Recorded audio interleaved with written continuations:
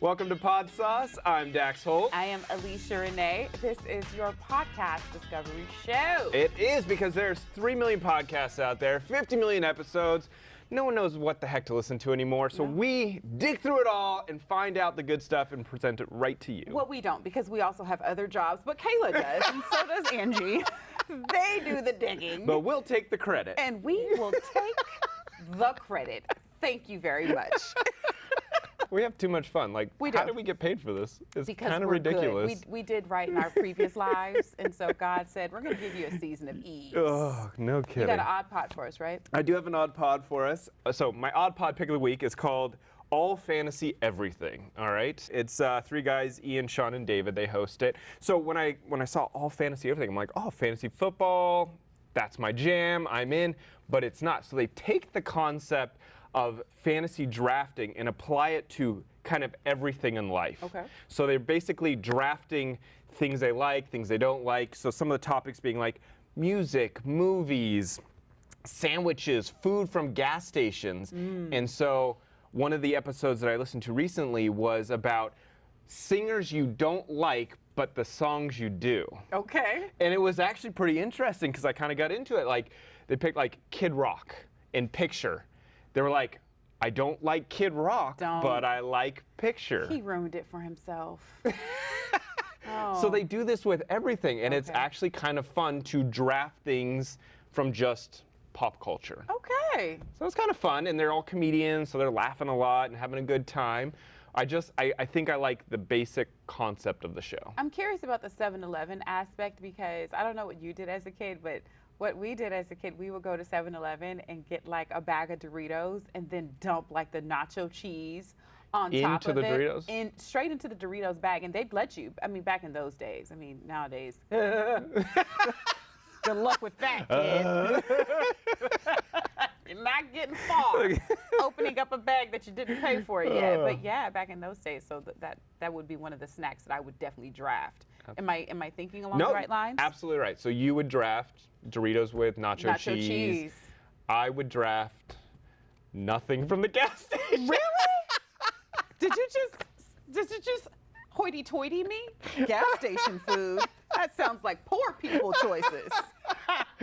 So I wouldn't say sushi from the gas station. You would definitely not. But no, they've got some other fun ones. You would say E. coli.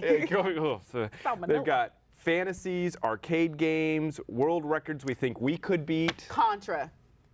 The Nintendo, that's what I would draft. Nintendo game, Contra. Up, down, left, right, BA, flex, start is the code for more lives. Old school Mario Brothers. I love Contra that. is old school. But I would say my pick is Mario Brothers. Don't dismiss my pick. Fair.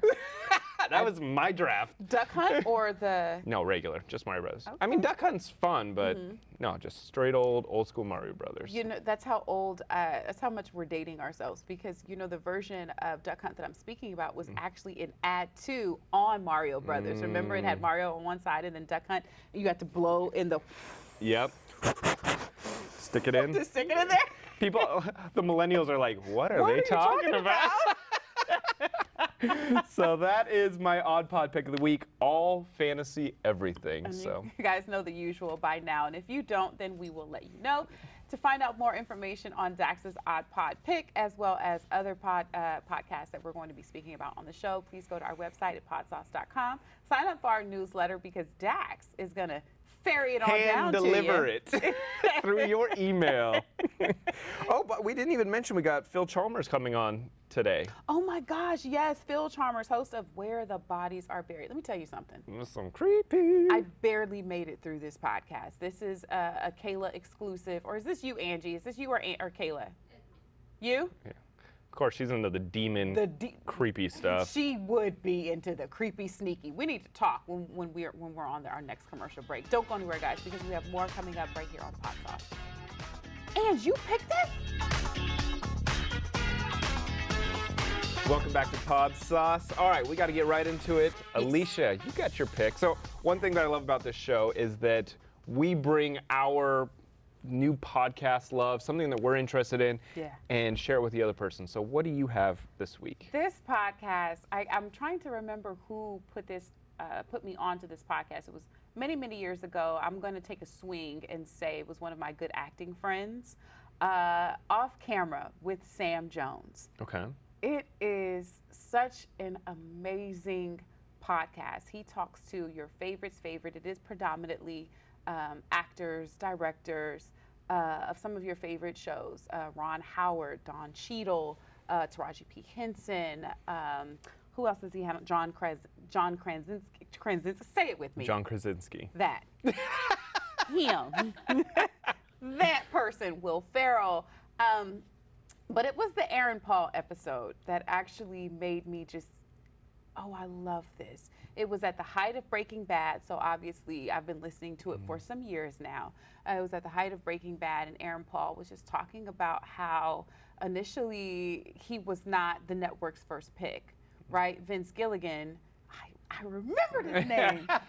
Vince Gilligan, he was a champion of Aaron Paul. He came in, Aaron did his thing, and you know, Vince loved him, but the network wanted their person. They wanted to go with someone with a bigger name because. Do we know who that other person was? I believe he mentioned it, but again, this is how impactful this episode was for me. I heard this episode years ago. I want to say maybe 2 or 3 years ago, whatever. He was talking about, you know, his time at Breaking Bad, and I still remember it to this day. So I don't remember the actor, but it was some big name actor because Breaking Bad was Aaron Paul's first big break. Yep. You know, that's the project that we all, you know, came to know of him. And love him, yeah. Right. And so it just basically goes to show the beauty and the importance of having a champion, right? In any aspect of your life. Someone who, but this is my person.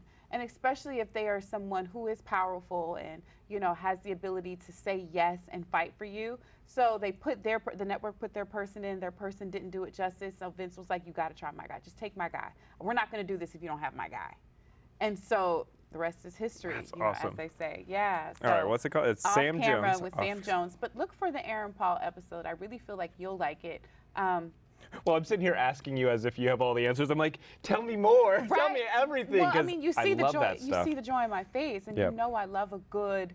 You know, I love a good champion story because, especially as an actor, we need those moments where for some reason God just gives you so much favor with a good gatekeeper. Yeah. And they help to open up the doors for you or fight for you or say, we're not going to move forward on this if you don't give my person a try. We did it your way, do it my way, and the rest is, as they say, history. So Off Camera with Sam Jones. Look for the Aaron Paul episode. I really feel like you guys will take so many jewels from that episode. And please, actually, I want to hear about it. Like, hit us up on our social media page on Instagram, or even me directly, and let me know if that episode moved you the way it did for me, because I really feel like you'll love it. If you guys want to see any of Alesha's other picks that she's thrown out throughout the last couple of weeks, you just head on over to podsauce.com. Also, you can sign up for our newsletter at that point, so we can just deliver it straight into your email box for you. One of us will put it right on your lap. There you go. On your knee. That's safer. We'll put it on your knee. Until then, we'll be right back. This is Podsauce.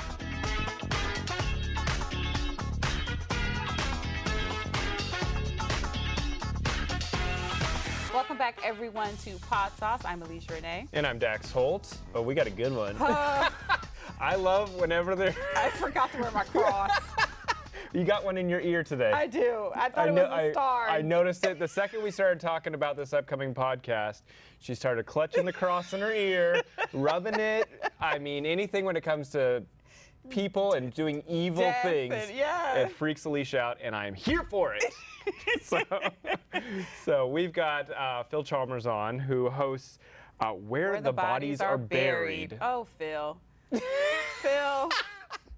I'm looking away. I'm looking for the angels in the sky. When I tell you I barely got through, it was the episode where the...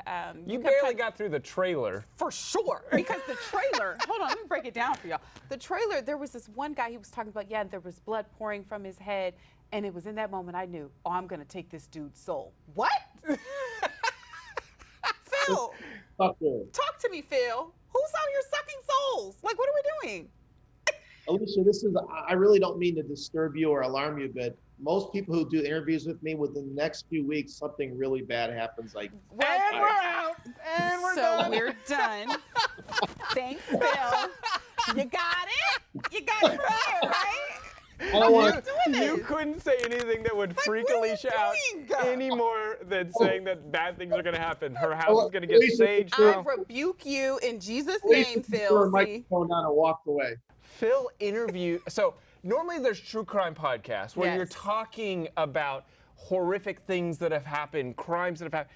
Phil is not just talking about them. He's talking to the people that did it. He gets serial killers, he gets murderers, he gets people that are locked up for the rest of time to come on his podcast and talk about their craziness. That's what it is, Phil. Like, how are you able to, because we have a segment on the show called Murder Most Foul, right? Which I talk about true crime and all of these other things, but there's something different about hearing from the people who committed these egregious and just dark and horrifying deeds. How are you okay, my guy? Talk to me. Well, I guess I've always been different. Over the last 35 years, I've just decided, I'm interested. I never say I'm a fan of true crime because I'm not a fan of women and children being killed. I'm not a fan of that. But I'm interested in true crime, and I thought if I'm going to do this right, I want to talk not about the crimes, but I want to talk to the killers. So, long time ago, 35 years ago, I started working this process. My first death row interview was in 1990. Long time ago, I interviewed a kid who killed 3 people in Oklahoma. He was a teen killer. He was a teenage Satanist serial killer, and they executed him in Oklahoma. My second interview ever was the David Berkowitz Son of Sam interview. And I walked out of that interview and thought, my gosh, Son of Sam is nicer than my own father. So this is going to be an interesting career. And it's just been crazy ever since. And I have a drive is to help people, save lives, and try to solve cold cases. That's what I do. So the episode that I listened to was about John Williams, and the whole episode, John's talking to him on a smuggled cell phone in prison. Yeah, I think that's the same one we listened to. And how do you get a hold of these people? Like, that's all I can think of. It's like, that's not very typical, Dex. That's an odd interview. But I mean, being able to contact any of these murderers, I think is bizarre. But you've done it over and over and over again. Like, what is your secret to getting these people to talk to you? Yes, so I've interviewed hundreds of killers, teen killers, school shooters, mass murderers, and serial killers now. You have to send the right letter to them. You have to be upfront with they can Google me, they can look me up so they know who I am. I can't hide behind a fake name or anything like that. So I got to be straight up. This is who I am. This is what I do. And basically, it depends on who I'm talking to. If it's the school shooters or the teenage killers, they're not really psychopaths, so they'll help me out for nothing. The serial killers are psychopathic, so they want something in return. So I have to kind of cut a deal. Okay, Dax, I want to interview you. What do you want? Dax says, I'd like some shoes. Did he just call me a serial killer? I mean, I am barely in this seat, my dude. Dax, from the looks of it, Dax needs a pair of shoes. So Dax, I'll buy you a pair of shoes. And you confess to an unsolved murder, and we become friends. That's how it works. Oh my gosh. Wow. Do you have to just take a shower half the time after you talk to these people? Because just the stories and like the way they can say it just so passive. And I stabbed him. That's crazy to me. Because I was listening to, I think it was the same episode that you did, and Phil was trying to get him to be like, okay, so what was the point that you realized you're going to murder these women? I think he killed prostitutes. He claimed that he killed the 4 prostitutes along the, Atlantic City, right? The Atlantic City, yeah. I'm sorry, one more time, Phil? Yeah, Atlantic City. Yeah, the Atlantic City murders. And he's like, no, that wasn't the point yet. So even if he wasn't the one who did it, his psychology is pretty comparable to a lot of the other serial killers, where they're just looking at this person who is probably going about their day. What's his name? The attractive one. Ted Bundy? That everyone went out on a date with thinking that everything was good and cute. Yeah, Ted Bundy. And I'm out here in these dating streets. And you're like, at what point does this person just pivot? So let me ask you, Phil, like, from your interviews with these people, and I use that term very loosely. These people, when they're looking at this person that will be their victim subsequently, Did they say to you that there was something, like, is it a voice? Is it just what is that thing that's in them that drives them to kill in such an egregious way?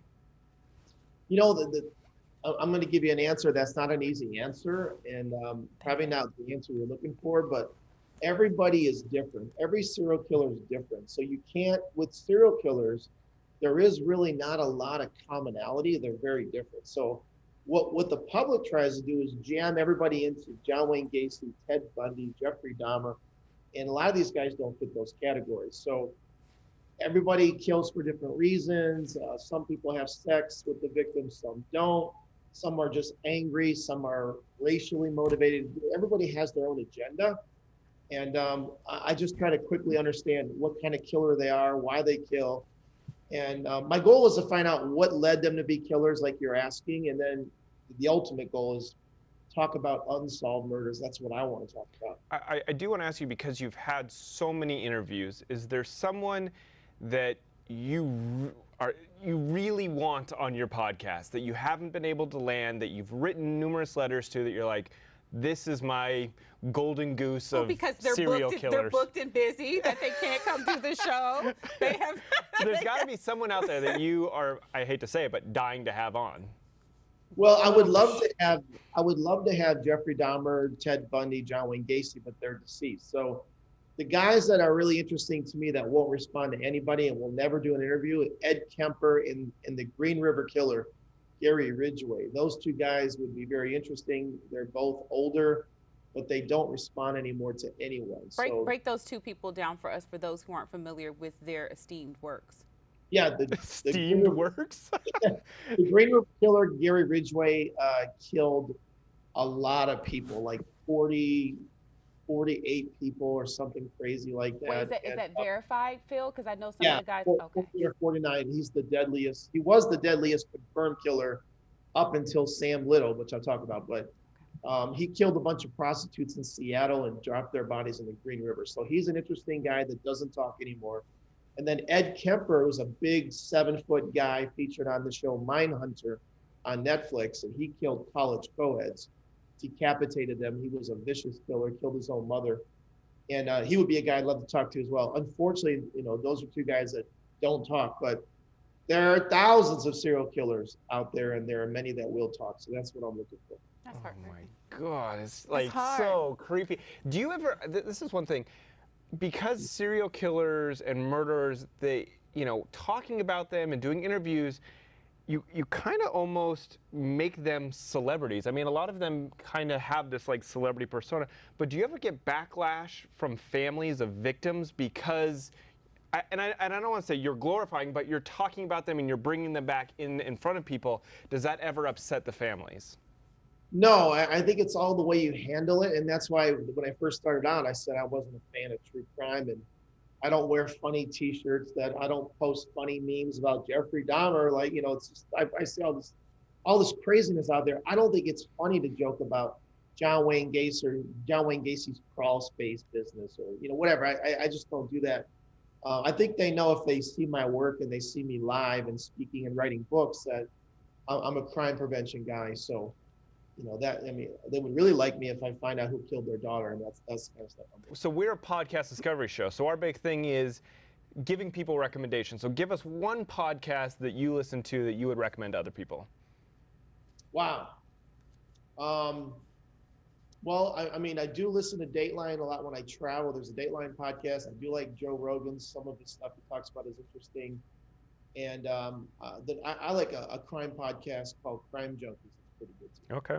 Phil, thank you so much. Thank you so much, guys. I really appreciate it. Thank you for your time. Hold on, because I got a question. Thank you, guys. Don't go anywhere, because we have more. This is Podsauce. When you interview people, bad things happen after, were you joking or were you being dead ass? Yeah,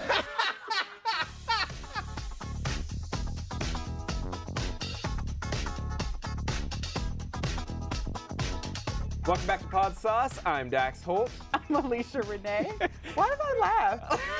I always forget my name. Because we have a lot of fun during the commercial breaks. Fair. We laugh a lot, but we Fair. also don't want to make people feel left out. Yes. So what I think we need to do, we just need to start putting in more clips of the commercial breaks. We I have a think lot of fun. So Yeah. follow us on social media at the Podsauce because we are going to start flooding you with all the funness during the You commercial need breaks. this beautiful bean footage, and then you'll understand why when Dax says, I'm Dax Holt, that I'm like this. I think she's just sidetracked by the What's fact that I my have no name? socks on today. How dare you? Taking The your roles are thing. reversed for this moment. That's because I'm currently slothing away. But speaking of something odd that's slothing away, Yep. we here have a segment called If You Like This. You'll like that. It's never going to get old stealing your second line.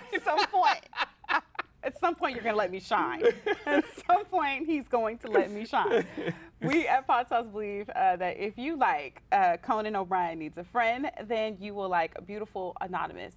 This is Beautiful Stories by Anonymous People, hosted by Chris Gethard. One phone call, 1 hour, no holds barred. He can't hang up the phone no matter what they talk about. I think it was pretty dope. So one of the episodes covers it's like a real life rom-com. So it's this woman, she is from Canada.